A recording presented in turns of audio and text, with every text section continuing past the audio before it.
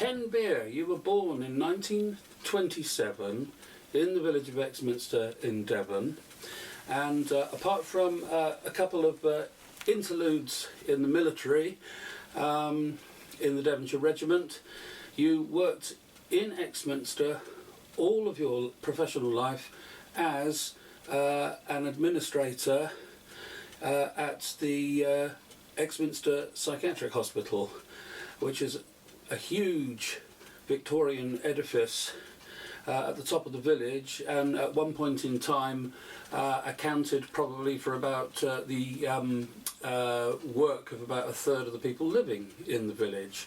So tell us a bit about the hospital, when it was built, how it was built, and indeed why it was built. Well, if you go back into history, you find that the provision for the mentally ill was almost nil, and they were treated very badly.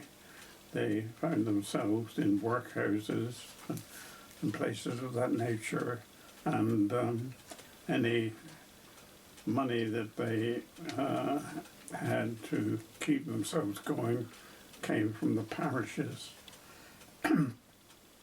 There were some attempts through history, particularly by the Christian Church, to provide some sort of facilities for the mentally ill.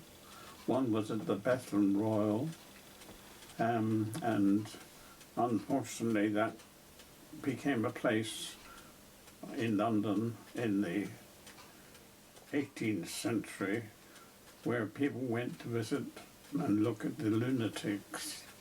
It was a place where you could see one of the sights of London. It was not until the 1830s that Lord Shaftesbury kept on bringing a bill before Parliament to provide humane facilities and treatment facilities for the mentally ill. And eventually, out of that came a government order in the 1830s, 1840s, that every county council in the country should provide facilities for the mentally ill. And Exminster is a direct result of that initiative.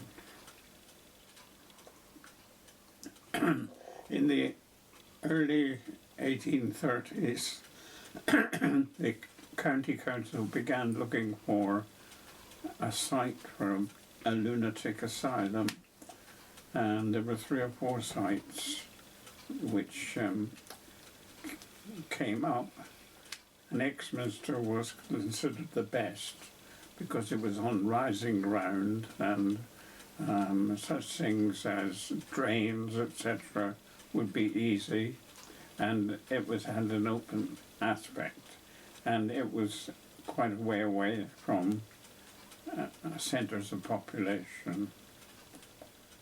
They decided upon Exminster, and the man appointed as the architect was Charles Fowler. He was a local man who'd made quite a good track record. He'd worked at Powdram Castle. He built or designed the Exeter Lower Market, which was eventually bombed. He had a hand in the Exeter Higher Market, and eventually he designed Covent Garden Market. So he was a man that went in for very large schemes. The brief at the time was for a penal stroke monastic type building which ensured that the mentally ill were housed in safe premises with high walls and airing courts, and most of all, locked doors everywhere. Accommodation was to be provided for up to 400 males on the male side and 400 females on the female side. So this building was designed in a very modernistic way so that everything was on the level and all parts of the hospital could be reached without going up or down stairs. Is this correct? Yeah. But a substantial amount of it was on the level, and it had ramps and things for pushing trolleys. Yeah. And I believe you've told me that the kitchens were central to this place Correct. to make the distribution of food very easy. Yes. So yes, obviously there were stairs, but it was still relatively well thought out in terms of getting stuff from one place to another. Yes? Yeah. Okay. And primarily also that the medical staff, and there weren't many, but there was a medical superintendent who was appointed, could get at the wards without getting wet.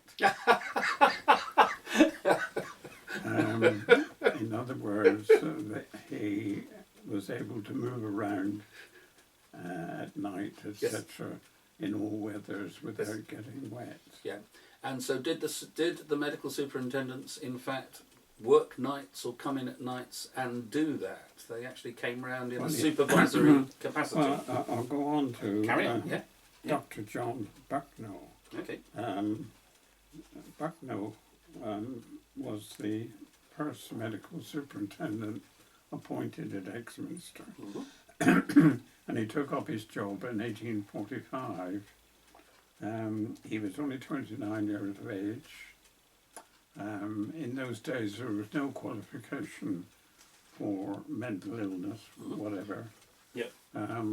But he had a great interest in the mentally ill, and he lived in the centre house in some grand style. Okay. Which was ultimately where the administration offices were, and where your office was. His salary was £400 a year. Good Lord. And he had all the emoluments such as fruit, vegetables, meat, light, not electricity, there wasn't electricity at the time, heating, and servants up in the loft. Yes. And also down in the bottom of the estate, a carriage and horses. Right. Always available and ready. That was all free of charge.